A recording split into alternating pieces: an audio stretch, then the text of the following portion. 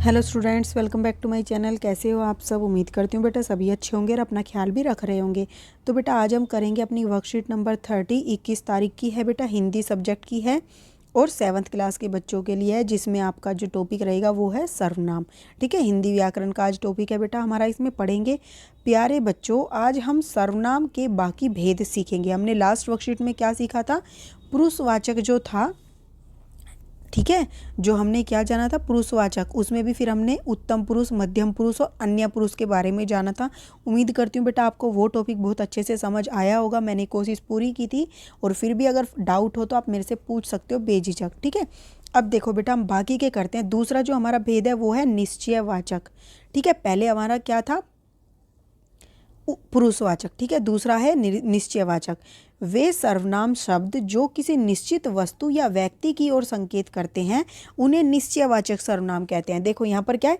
निश्चय, यानी कि एक निश्चित व्यक्ति या निश्चित वस्तु की बात करें, ठीक है, तो हम उसको क्या बोलेंगे? निश्चयवाचक सर्वनाम बोलेंगे। जैसे कि वह देखो मेरी पेंसिल है, यानी कि वो जिसको दिखाकर बोल रहे हैं वहाँ पर वो वस्तु विद्यमान है। ठीक है, तो निश्चित है और किसी की बात नहीं हो रही, जो वहाँ पर रखी हुई है जहाँ दिखा रहे हैं सिर्फ उसी पेंसिल की बात हो रही है। ठीक है, तो एक ही है वो। और अरे यह तो अपना सुरेश है, यहाँ पर भी बेटा जिसकी बात कर रहे हैं वो उनके सामने है। ठीक है वो तीसरा, लेकिन उनके सामने कि मतलब कि कोई ऐसा नहीं है कि कोई भी हो सकता है। जिसकी बात कर रहे हैं वो सामने है, वो उसको दिखाकर बोल रहा है कि हाँ अरे यह तो वो सुरेश है या अपना सुरेश है। ठीक है, अब देखो अनिश्चयवाचक सर्वनाम क्या है? वे सर्वनाम शब्द जो किसी व्यक्ति या वस्तु की ओर संकेत करती हैं किंतु उनके बारे में स्पष्ट रूप से पता नहीं होता, उन्हें अनिश्चयवाचक सर्वनाम कहते हैं। ठीक है, अनिश्चयवाचक सर्वनाम क्या होते हैं? वे सर्वनाम शब्द होते हैं जो किसी व्यक्ति या वस्तु की ओर संकेत करते हैं।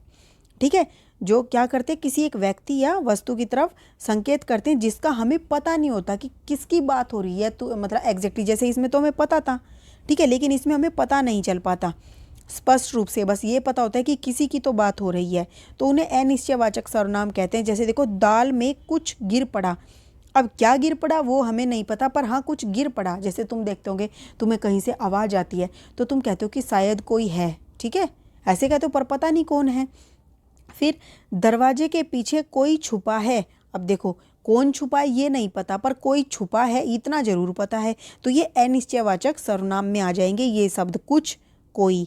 और यहाँ पर वह और यह, देखो वह और यह बेटा वहाँ भी आए थे अन्य पुरुषवाचक सर्वनाम में, तो ये अब आपको देखना पड़ेगा दोनों में डिफरेंस कि वो निश्चयवाचक में भी आते हैं और अन्य पुरुष में भी आते हैं।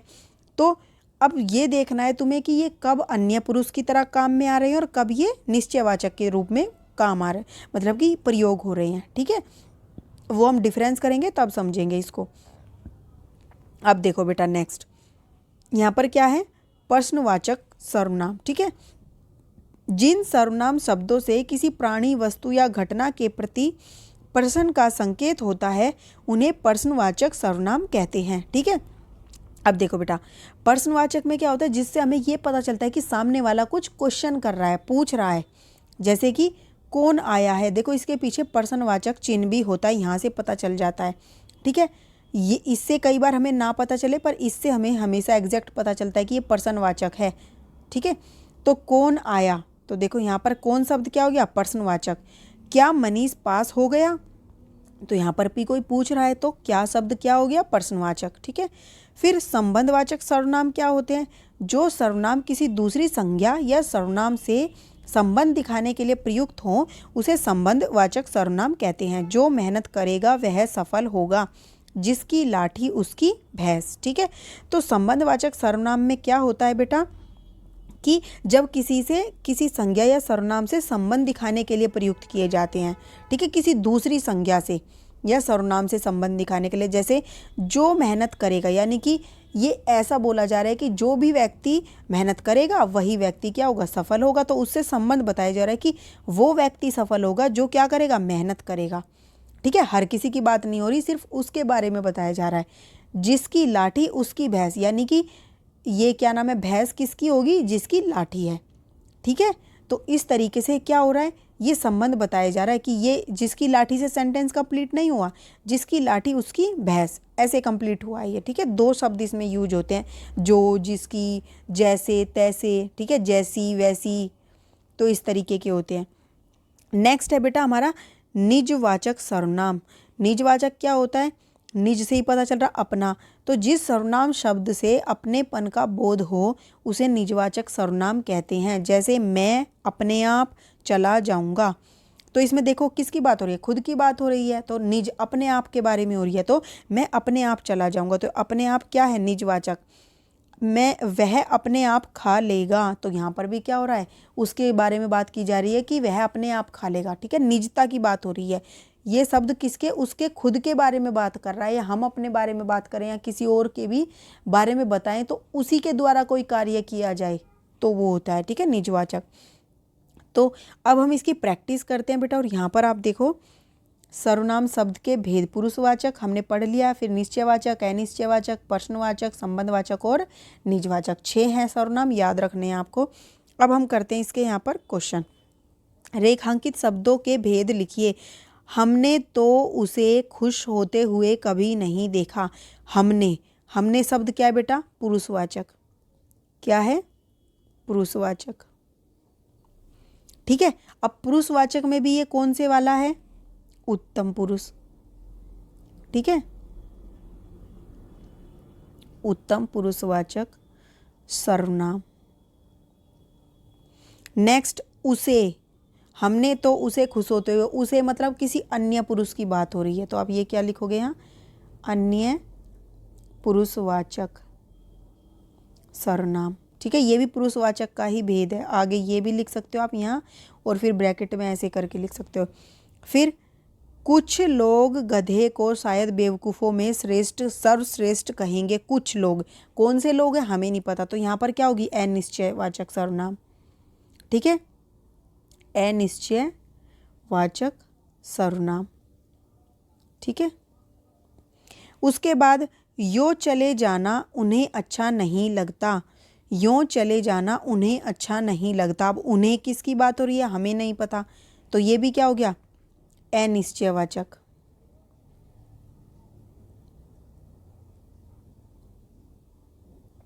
ठीक है, या फिर अनिश्चय मत मानो बेटा, इसको अन्य पुरुष में भी आप ला सकते हो। ठीक है, उन्हें, तो क्या आ जाएगा? अन्य पुरुषवाचक।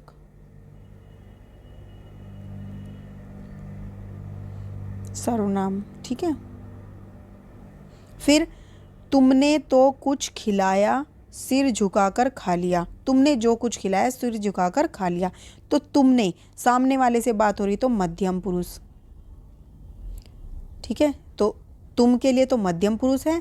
फिर कुछ, कुछ क्या है? क्या खिलाया हमें नहीं पता, तो ये अनिश्चयवाचक है।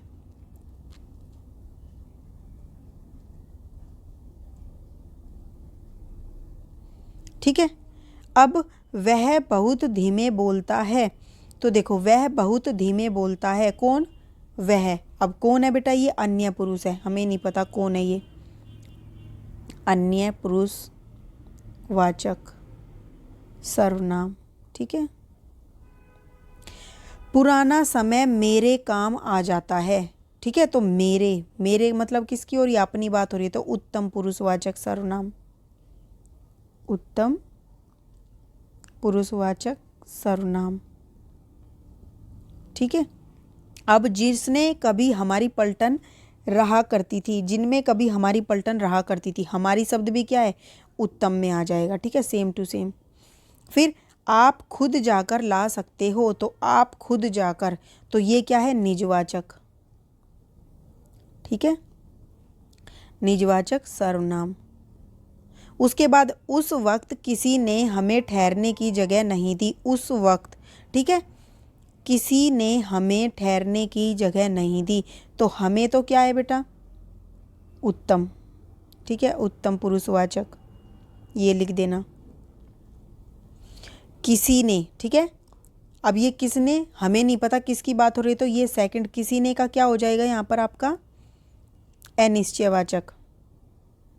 उस वक्त, कौन से वक्त, ये भी निश्चित नहीं है, तो क्या करोगे, अनिश्चित वाचक आ जाएगा दोनों में, अनिश्चय वाचक। ठीक है, इस वाले में भी और इस वाले में भी। उसके बाद यही सबसे अच्छी जगह है, यही।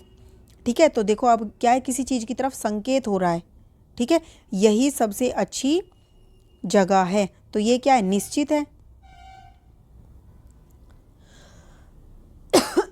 निश्चित, निश्चय वाचक हमने पढ़े पुरुषवाचक, निश्चय, अनिश्चय, संबंधवाचक, प्रश्नवाचक और निजवाचक। ठीक है, फिर दरवाजे पर कौन खड़ा है, तो देखो ये क्वेश्चन मार्क है, तो ये क्या है, प्रश्नवाचक। चाय में कुछ, फिर क्या है बेटा, ये अनिश्चयवाचक, हमें नहीं पता कौन है, क्या गिरा है, अनिश्चयवाचक।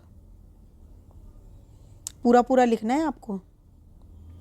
फिर मैं अपने आप चला जाऊंगा, तो मैं अपने आप चला जाऊंगा मतलब निजवाचक। उसके बाद बेटा देखो आपका नेक्स्ट क्या है, इधर आइए। ठीक है, तो इधर आइए है। अब इधर आइए में बेटा दो तरीके के हो सकते हैं, आप इसको किस तरीके से लेना चाहते हो। इसको आप निश्चयवाचक में भी ले सकते हो और अनिश्चयवाचक में भी ले सकते हो। ठीक है, कैसे, अगर हम सोचे इसको इधर आइए, यानी कि आप अपने सामने वाले से बात कर रहे हो तो निश्चित है वो, आप उसको अपने पास बुला रहे हो, तो क्या हो जाएगा, निश्चयवाचक। ठीक है, तो इसमें ज़्यादातर निश्चयवाचक ही माना जाएगा, क्योंकि हम जब इधर आइए बोल रहे तो इसका मतलब हम सामने वाले से कुछ कह रहे हैं। ठीक है, तो आप इसको निश्चयवाचक मानोगे। ओके, तो ये थी बेटा आपकी आज की वर्कशीट। उम्मीद करती हूँ आपको समझ आ गई होगी। फिर भी कोई डाउट हो तो आप इसको कमेंट बॉक्स में पूछ सकते हो, और अगर आपको समझ आ गया हो तो प्लीज़ वीडियो को लाइक शेयर जरूर कर देना और चैनल को सब्सक्राइब कर लेना। ठीक है, तो नेक्स्ट जो टॉपिक होगा हम अपनी नेक्स्ट वीडियो में करेंगे। तब तक के लिए ऐसे हंसते रहिए, मुस्कुराते रहिए, पढ़ते रहिए और आगे बढ़ते रहिए। Thank you.